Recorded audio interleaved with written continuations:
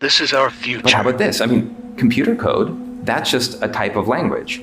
So you can say, and this is a real example that I tried, GPT, find me a security vulnerability, then write some code to exploit it. So I posted in some code. This was from like a mail server, and I said, please find any exploits and describe any vulnerabilities in the following code, then write a script to exploit them, and in around 10 seconds, that was the code to exploit it.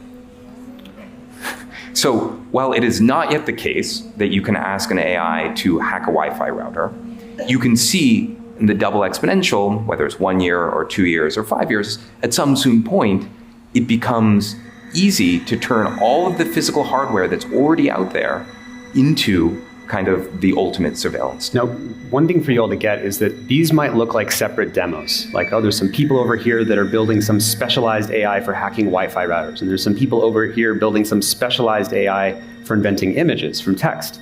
But the reason we show in each case the language of English and computer code, of English and images, of space, is that this is all, everyone's contributing to one kind of technology that's going like this. So even if it's not everywhere yet and doing everything yet, we're trying to give you a sneak preview of the capabilities that and how fast they're growing, so you understand how fast we have to move if we want to actually start to steer and constrain it. Now, many of you are aware of the fact that images can, the new AI can actually copy your voice, right? You can get someone's voice, Obama and Putin, people have seen those videos.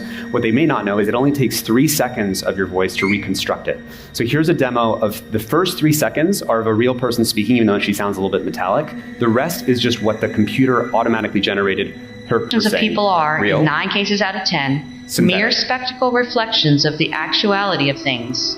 But they are impressions of something different and more. Here's another one with piano. The first 3 seconds are real piano, fake.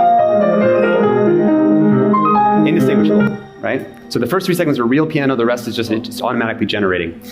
Now, one of the things I want to say is, as we saw these first demos, we sat and thought, and like, how is this going to be used? We're like, oh, what would be terrifying is if someone were to call up, your son or your daughter and get a couple seconds, hey, oh, I'm sorry, I got the wrong number, grab their voice, then turn around and call you and be like, hey, Dad, hey, Mom, I forgot my social security number, I'm applying for this thing, what was it again?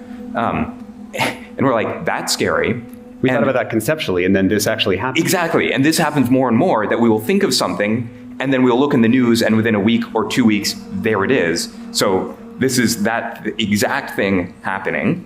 And then 1 month ago, an AI cloned teen's girl voice in a $1 million kidnapping scam. So these things are not theoretical. Sort of as fast as you can think of them, people can deploy them.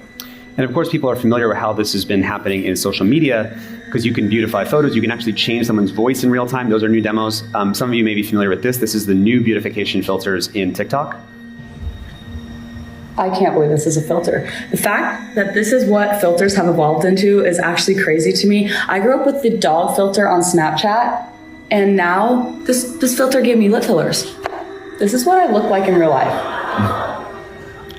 Are you kidding me? I don't know if you can tell, she was pushing on her lip in real time, and as she pushed on her lip, the lip fillers were going in and out in real time, indistinguishable from reality.